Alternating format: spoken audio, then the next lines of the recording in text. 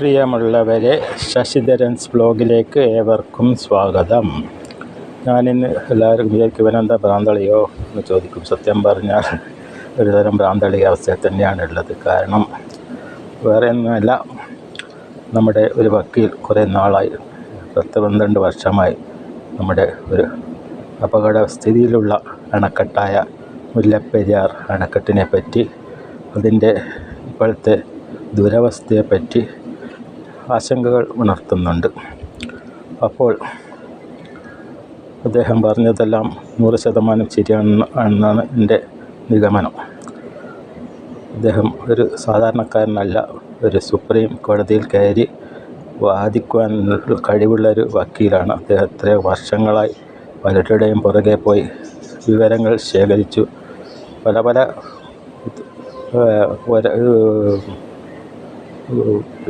കണ്ടെത്തലും നടത്തിയിരിക്കുന്നു. അതായത് ഡാം തീരെ സുരക്ഷിതമല്ല. 50 വർഷത്തേക്ക് ഗ്യാരണ്ടിയിൽ ഉണ്ടാക്കിയ, ബ്രിട്ടീഷുകാരൻ്റെ കാലത്ത് 50 വർഷത്തെ ഗ്യാരണ്ടിയിൽ ഉണ്ടാക്കിയ ഡാമിന് ഇപ്പോൾ 129 വർഷമായി എന്ന് അതെല്ലാം പല ചാനലുകളും കൂടി പറഞ്ഞെങ്കിലും പത്രങ്ങൾ ഇതിന് വലിയ പ്രാധാന്യം കൊടുക്കുന്നില്ലെന്ന്. നമ്മൾ ആരെയും പേടിപ്പിക്കുവാൻ വേണ്ടി പറയുന്നതല്ലാന്ന് എല്ലാ ചാനലുകാരും പറയുന്നുണ്ട്, എങ്കിലും ഞാനും പറയുന്നു. അപ്പോൾ ഇത്ര നാളായിട്ടും ഒരു പരിഹാരം ഉണ്ടാക്കുവാൻ നമ്മളെ പ്രതിനിധീകരിച്ച് ഡൽഹിയിലെത്തുന്ന ഒരാൾക്ക് പോലും ഇതുവരെ കഴിഞ്ഞിട്ടില്ല എന്നത് ദുഃഖകരമായ സത്യമാണ്. 1970 അന്നത്തെ മുഖ്യമന്ത്രിയായിരുന്ന ശ്രീ അച്യുതമേനോൻ്റെ കാലത്താണ് വീണ്ടും ആ കരാർ, പാട്ടക്കരാർ പറയുന്നുണ്ട്, 999 വർഷത്തേക്ക് കൂടി നീട്ടിക്കൊടുത്തു എന്നാണ് പറയപ്പെടുന്നത്. ഇതിനെപ്പറ്റി ഒന്നും വെളിങ്ങനെ പറയാൻ ഞാൻ ആളല്ല. എന്നാലും ഞാനിപ്പോൾ ഇവിടെ വന്നിരിക്കുന്നത് ഇതിനെപ്പറ്റി വലിയ വിവരമൊന്നുമില്ല. ഞാൻ പ്രീ ഡിഗ്രിക്കാരനാണ്, ഒരു സർവീസിൽ നിന്ന് വരുന്ന ഒരാളാണ്. എൻ്റെ പണ്ടേ ചെറുപ്പത്തിലുള്ള ചില ഒരു കഴിവെന്ന് പറയുന്നില്ല, ചില അഭിരുചിയുടെ അനുസരിച്ചിട്ടാണ് ഓരോ കാര്യങ്ങൾ ചിന്തിക്കുകയും 1-2 സാധനങ്ങൾ ഉണ്ടാക്കുകയും ചെയ്തു. അതെല്ലാം സോഷ്യൽ മീഡിയയിൽ ചെറിയ തോതിലൊക്കെ വന്നു, പക്ഷെ അതിനൊന്നും പ്രതികരണമില്ല. അതേപോലെ തന്നെയാണ് ഇപ്പോൾ നമ്മുടെ അഡ്വക്കേറ്റ് റസ്സൽ ജോയ് എന്നവരുടെ അവസ്ഥ. ഇപ്പോൾ ഇന്ന് ഞാനിങ്ങനെ കിടന്ന് പല ദിവസങ്ങളായി, ഇപ്പോൾ പല ദുരന്തങ്ങൾ ഇപ്പോൾ നടന്നു കഴിഞ്ഞു. ഇപ്പോഴും കുറേ പേരെ കിട്ടിയില്ല.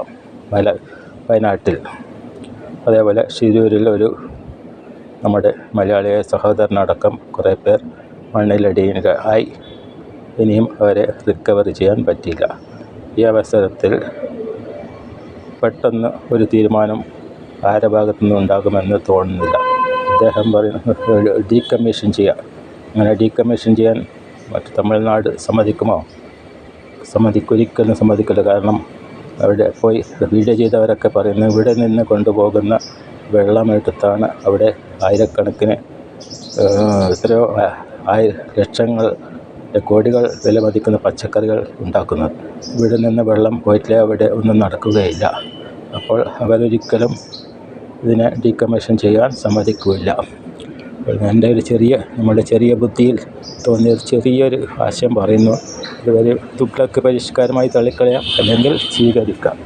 അപ്പോൾ അവിടെ പുതിയ ഡാം പണിയുക എന്ന പെട്ടെന്ന് നടക്കുന്ന കാര്യമല്ല അല്ലാന്ന് വക്കീൽ തന്നെ പറയുന്നുണ്ട്.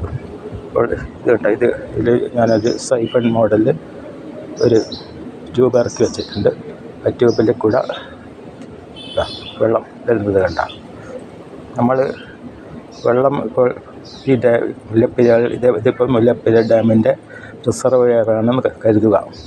അതിൽ എത്രത്തോളം ആഴത്തിൽ നിന്നും നമുക്ക് എത്ര ആഴത്തിലാണോ വെച്ചിട്ട് അതിൻ്റെ ജലനിരപ്പ് നിർത്തേണ്ടത്, അത്രയും ആഴത്തിൽ ഒരൊറ്റൊരു വലിയൊരു ഹോസ്, കിട്ടാവുന്നതിൽ പരമാവധി വലിയൊരു ഹോസ് താഴ്ത്തി ഡാമിന് ഒരു പരിക്കും പറ്റാത്ത വിധത്തിൽ താഴോട്ടേക്കൊന്നിട്ട് നോക്കൂ. ഇത് ഒരു ചെറിയൊരു അപേക്ഷയാണ്. കാരണം ജനങ്ങളുടെ ജീവനും സുരക്ഷയ്ക്കും വേണ്ടിയിട്ടുള്ള ചെറിയ അപേക്ഷ ഇതാണ്. വെള്ളം പോകുന്നുണ്ട്. ഇതിപ്പോൾ ഇത്ര ഉയരത്തിൽ നിന്നാണുള്ള ഇതിൻ്റെ ലെവൽ കണ്ട, ഈ ലെവലിൽ നിന്നും വെള്ളം പുറത്തേക്ക് പോകുന്നുണ്ട്. അപ്പോൾ പെട്ടെന്ന് ഡാം തുറന്ന് വിടുമ്പോൾ എന്താ സംഭവിക്കുക, ഡാമിനും ഒരു മർദ്ദത്തിൽ വ്യത്യാസമുണ്ടാവും.